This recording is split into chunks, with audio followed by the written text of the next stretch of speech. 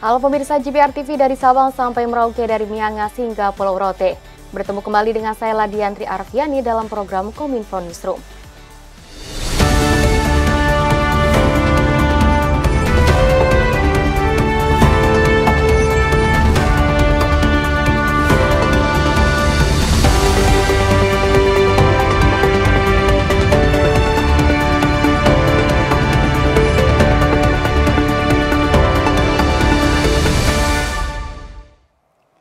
Mengawali informasi pertama pemirsa, Kementerian Perhubungan memastikan akan melayani masyarakat secara maksimal selama angkutan arus mudik Lebaran 1445 Hijriah di semua lintas moda transportasi, baik dari pemeriksaan ramcek kendaraan angkutan hingga menyiapkan posko mudik yang akan dibuka pertanggal 3 hingga 18 April 2024 mendatang.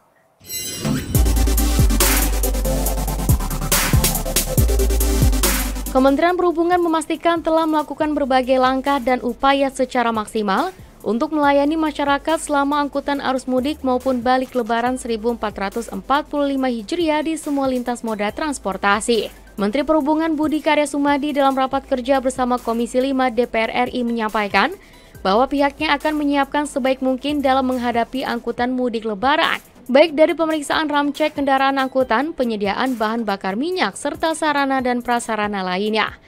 Selain itu, Kemenhub juga akan terus berkoordinasi kepada lintas sektor termasuk dalam menyiapkan posko mudik yang akan dibuka pertanggal 3 hingga 18 April 2024 sehingga masyarakat yang mudik tetap dalam keadaan aman dan nyaman. Budi juga mengimbau agar masyarakat melakukan mudik lebih awal di H-5 Lebaran, karena Kemenhub memprediksi puncak arus mudik akan terjadi pada H-3 hingga H-2 Hari Raya Idul Fitri. Rem cek kita lakukan di laut, udara, kereta api, di bus, dan secara khusus kita minta kepada teman-teman di daerah-daerah melalui Kapolres untuk melakukan law enforcement bagi bis-bis atau bis wisata yang kebanyakan adalah bisnya tidak fit ya. Dan kami juga secara intens berusaha untuk mengkoordinasikan ini sehingga kita bisa mendapatkan suatu kondisi, masyarakat mendapatkan suatu informasi yang maksimal. Pemirsa, Menteri Koordinator Bidang Politik, Hukum, dan Keamanan Hadi Cahyanto menjamin keamanan masyarakat yang akan melaksanakan mudik maupun arus balik pada mudik angkutan Lebaran Idul Fitri 1445 Hijriah. Tak hanya itu pemirsa, untuk menghadapi arus mudik dan balik, pemerintah bersama TNI Polri telah membuka pos-pos keamanan dan pelayanan.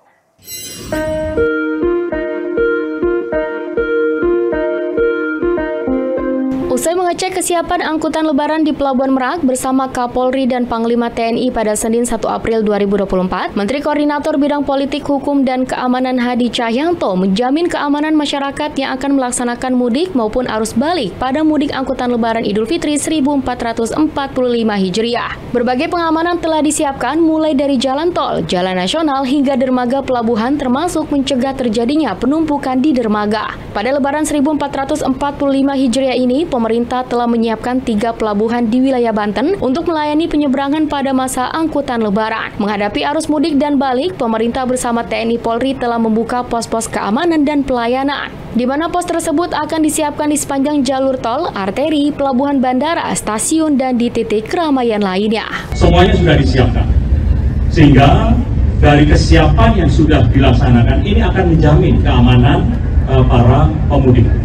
Demikian juga kita juga sudah memikirkan apabila terjadi abnormal condition, rencana tindakan kontingensi diantaranya adalah apabila terjadi kemacetan, apa yang harus dilakukan. Tindakannya adalah dengan mencarikan jalan alternatif. Informasi lainnya pemirsa, Kepolisian Republik Indonesia telah menyiapkan strategi rekayasa lalu lintas untuk menghadapi mudik Lebaran 1445 Hijriah. Beberapa strategi tersebut yakni menggunakan SKB pembatasan kendaraan sumbu 3 ke atas, penerapan kontraflow, memaksimalkan pengawasan melalui CCTV hingga menghadirkan program mudik gratis. Dirgakum Korlantas Polri Brigjen Pol Raden Slamet Santoso menyebutkan setiap tahun kenaikan jumlah kendaraan lebih tinggi daripada penambahan kapasitas ruas jalan. Oleh karena itu, pada tahun 2024 ini Polri telah menyiapkan beberapa strategi rekayasa lalu lintas selama arus mudik dan balik 2024. Yang paling utama adalah menggunakan SKB pembatasan kendaraan sumbu 3 ke atas untuk beroperasi hingga tanggal 16 April kecuali kendaraan yang mengangkut sembako. Selanjutnya, Polri juga akan menerapkan rekayasa lantas dengan melaksanakan kegiatan kontraflow. Pertama, kita menggunakan SKB dulu. SKB pembatasan kendaraan sumbu 3 ke atas untuk beroperasi. Dari mulai tanggal 5 April sampai dengan tanggal 16 April. Itu pemberlakuannya. Sehingga kecuali kendaraan-kendaraan yang mengangkut sembako, kemudian kendaraan-kendaraan lain yang dikecualikan. Itu yang pertama strateginya. Sehingga itu dapat mengurangi perlambatan dan volume kendaraan yang melintas, baik itu di jalan tol maupun di jalan arteri. Karena SKB ini berlaku terhadap 2 ruas jalan, baik itu jalan tol maupun jalan arteri.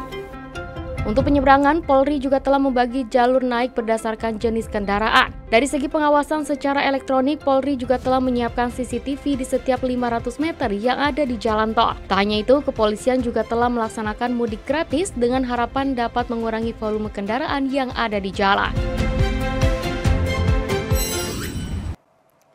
Informasi lainnya pemirsa, Kapolri Jenderal Polisi Listio Sigit Prabowo bersama Menko Polhukam Hadi Cahyanto melakukan peninjauan langsung kesiapan pengamanan arus mudik Idul Fitri 2024.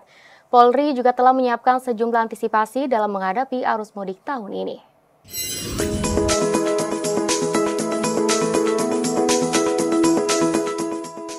Usai meninjau kesiapan arus mudik Lebaran di Pelabuhan Merak, Banten, Kapolri Listio Sigit Prabowo mengatakan, kesiapan strategi dan pengecekan jalur sejak dini sangatlah diperlukan untuk menekan angka fatalitas kecelakaan lalu lintas saat momentum arus mudik dan balik Lebaran 2024. Dalam operasi ketupat tahun ini, lebih dari 155.000 personil gabungan diterjunkan dan sebanyak 5.000 lebih pos pengamanan dan layanan disiapkan.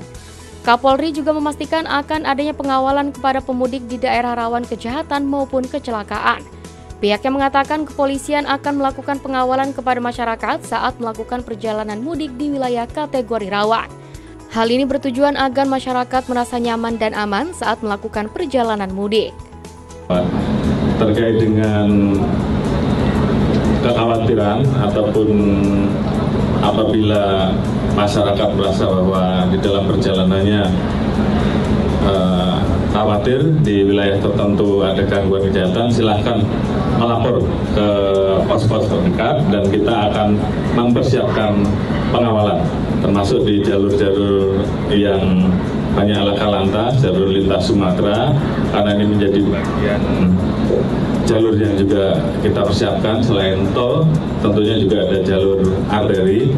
Semuanya saat ini tentunya sedang dilakukan perbaikan-perbaikan, termasuk masukan-masukan penerangan jalan yang tadi disampaikan, dan wilayah-wilayah yang potensial sering terjadi kecelakaan ini juga tentunya kita minta untuk ditambahkan rambu-rambu dan kemudian juga informasi-informasi dan sosialisasi sehingga masyarakat yang pulang betul-betul bisa merasakan perjalanan mudik yang lancar, aman, dan juga tentunya selamat sampai di tujuan masing-masing.